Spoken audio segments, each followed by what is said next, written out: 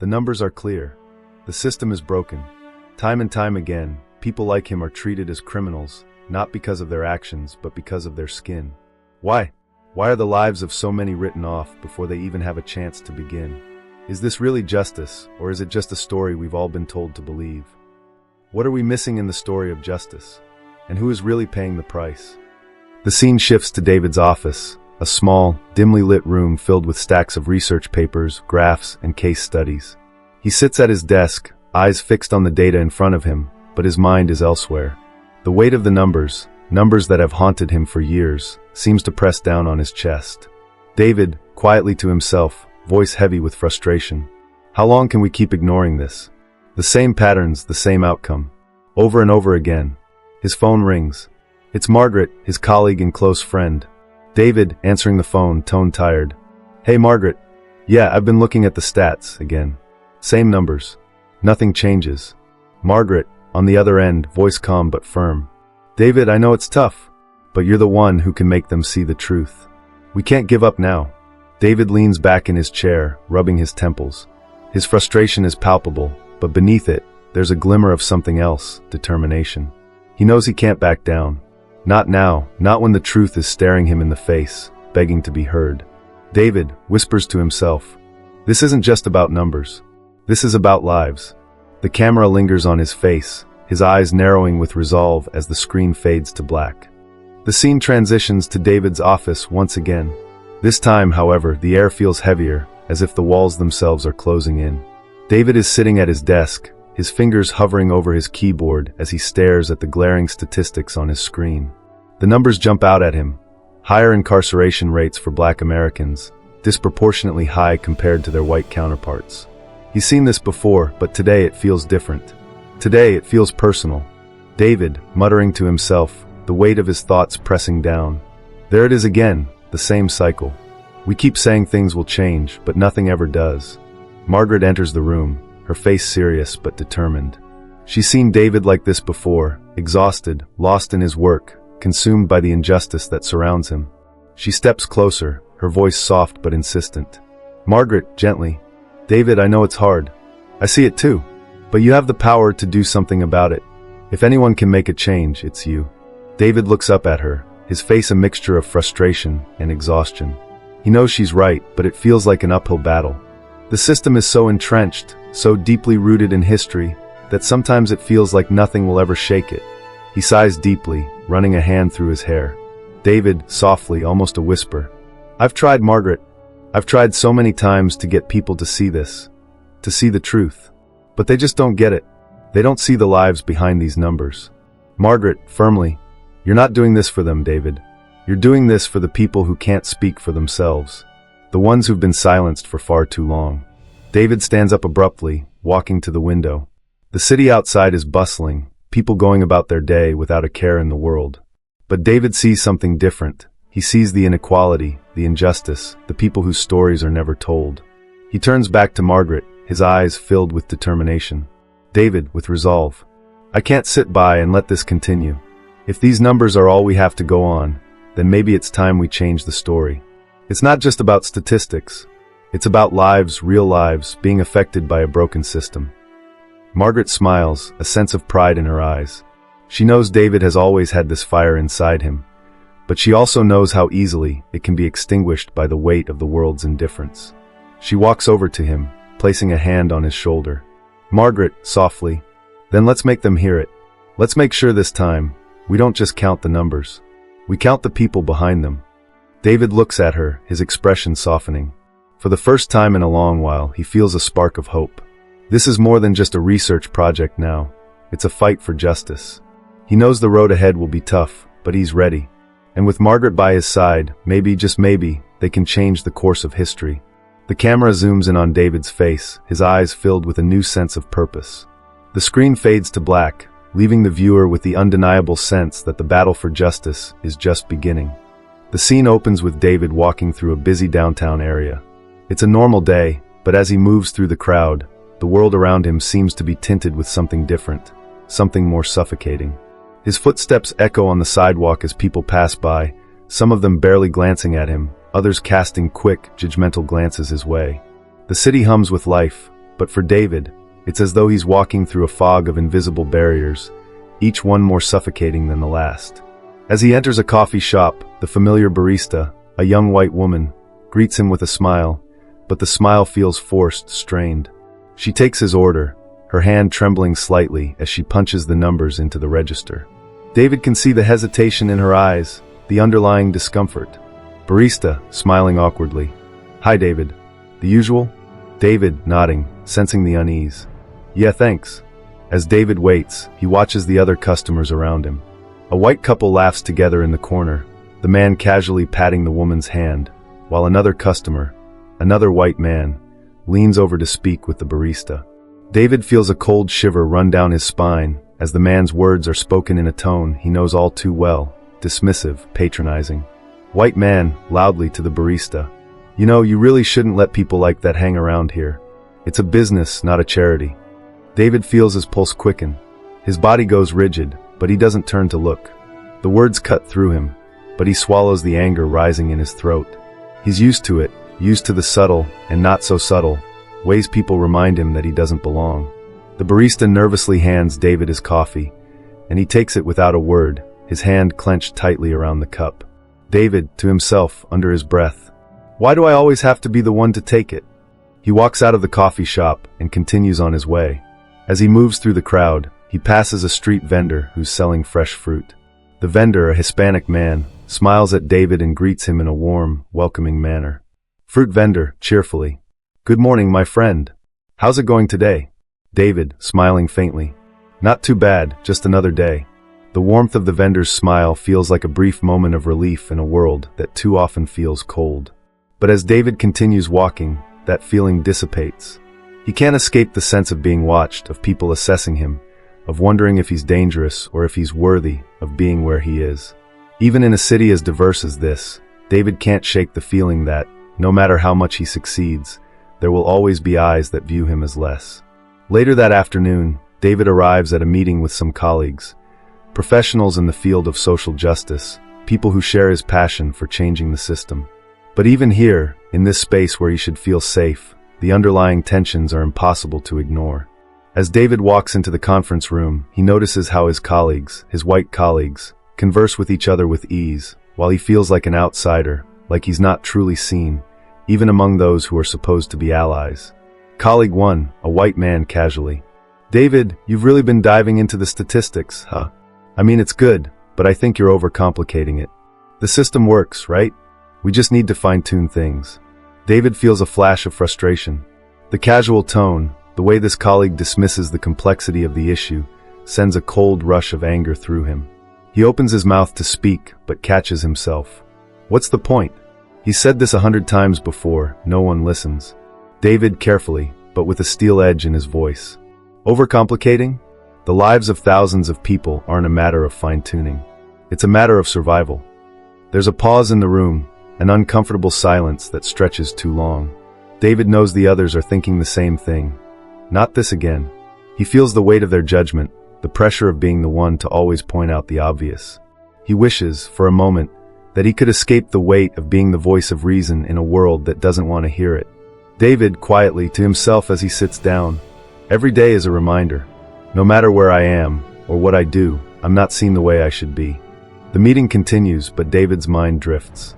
He knows that, as long as he continues to fight this fight, the daily injustices, no matter how small, will keep coming. And he will keep feeling them. It's a battle that never ends, one that gnaws at him day in and day out, yet one that he knows he can't stop fighting. Not yet, not until the system finally hears what he's been trying to say all along. The tension in David's office is palpable. He's standing at the front of the room, his hands gripping the edge of the table, as he presents the latest findings to his colleagues. The numbers are damning: disproportionately high incarceration rates for Black Americans, systemic bias in sentencing, and a justice system that seems to turn a blind eye to the truth. The room is filled with unease, but no one says a word. The silence is suffocating. David, his voice rising, frustration creeping into every word. These numbers don't lie. This isn't about politics or ideology. This is about lives. Real people who are locked behind bars because of the color of their skin. We can't keep pretending this system works. The room is silent for a moment until a colleague, a well-meaning but out-of-touch white man, clears his throat, trying to maintain the veneer of professionalism, but his words fall flat. Colleague, smiling awkwardly, trying to diffuse the tension. David, we all understand your passion, but maybe you're overstating things? The system has its flaws, but this is a complex issue. It's not all about race. David's eyes narrow, his pulse quickening. He feels the familiar sting of being dismissed, of his lived experiences being invalidated by someone who can never fully understand. David, calmly but with a biting edge. Overstating? If you had to live even one day in the shoes of someone from my community, you wouldn't be so quick to dismiss this. I'm not overstating anything. There's a sharp intake of breath around the room. David's words land like a slap, but he doesn't back down. His hands are trembling slightly as he clicks through more slides, showing the staggering statistics. Black men are incarcerated at more than 5 times the rate of white men in this country. He can feel the weight of his own anger pressing against his chest, but he knows he needs to stay focused. His mind drifts back to the coffee shop earlier that day, the barista's nervous smile, the sneering man who'd judged him without ever knowing him. Those moments, those subtle but unrelenting encounters, kept him up at night. He couldn't let it go. Not anymore. Not when his research could expose the very heart of the problem. David, voice shaking slightly, but determined. You see these numbers? They don't just represent statistics. They represent brothers, fathers, sons, people who are stuck in a system that doesn't see them as human. They're nothing more than a statistic to be processed. That's the reality, and it's a reality we can no longer ignore. Margaret, who's been sitting quietly in the back of the room, finally speaks up. Her voice is softer, but it carries weight. Margaret, calm but firm. David's right. We're not just talking about the numbers here. These are people, real people whose lives are being torn apart. We can't keep pretending that this is just a numbers game. David turns to Margaret, grateful for her support, but the frustration hasn't left him. He's been fighting this fight for so long, and it's clear to him that, for many in the room, this is still just an academic exercise. He can't shake the feeling that they don't fully understand the gravity of the situation. As the meeting continues, the voices around the table begin to rise. Some are arguing that change is possible within the system, while others are suggesting that reform is hopeless. David is caught in the middle, trying to make sense of the chaos, but each word feels like a weight on his shoulders.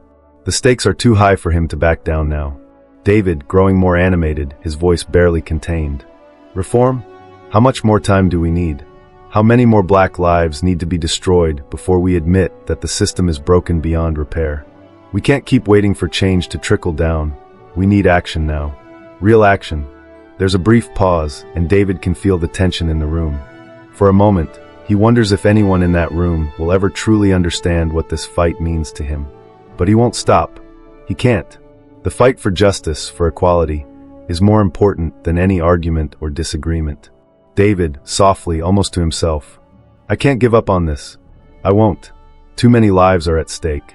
The room is quiet now, everyone processing his words. David's hands are clenched tightly at his sides, his heart still racing. He knows that this is just the beginning of a fight that will take everything he has. But he also knows that he's not alone. He has Margaret, and he has the truth on his side. As the meeting ends, David's mind races. The path ahead is uncertain, but one thing is clear. He won't rest until the truth is heard, no matter how difficult or uncomfortable it may be for those who have the power to change things. The room is suffocating as David stands at the podium, addressing a room full of government officials, law enforcement representatives, and academics.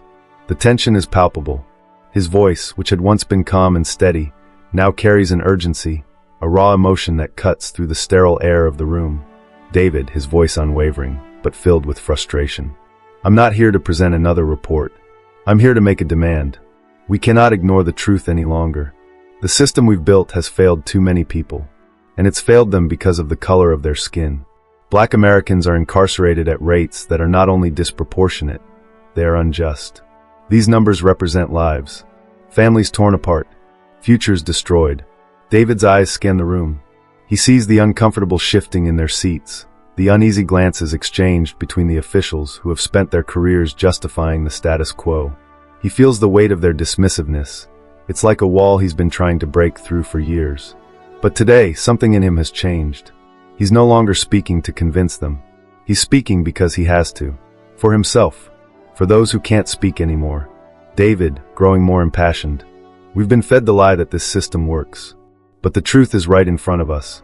The truth is that while Black Americans make up only 13% of the population, they make up over 30% of the incarcerated population. This isn't a flaw. This is a design. A design based on fear, based on prejudice, based on history. Margaret, sitting at the back of the room, watches David with a mix of pride and concern. She knows the pressure he's under. The stakes are too high, and yet David is standing tall, delivering the truth as only he can. She can see the strain in his eyes, but there is a fire there now. A fire that has been kindled by years of frustration, and finally, the opportunity to speak out. David, pausing, his voice quiet for a moment. I'm not asking for a reform. I'm asking for a revolution. A revolution in how we see justice, how we see each other. Because right now, justice is only for the privileged. It's only for those who can afford to walk free, who can afford to live without the constant weight of fear. There's a long silence in the room. The officials look at each other, some shifting uncomfortably in their seats, others avoiding David's gaze altogether. He knows they're uncomfortable, but he also knows that their discomfort is the first step toward change. He can feel his heart pounding in his chest, but he refuses to back down. This is the moment. David, with a hard edge but softening towards the end. I'm here to tell you that the system is broken, and if we don't fix it, we will lose everything. We will lose the very soul of this country. I'm not asking for mercy. I'm asking for fairness, for equality, for humanity.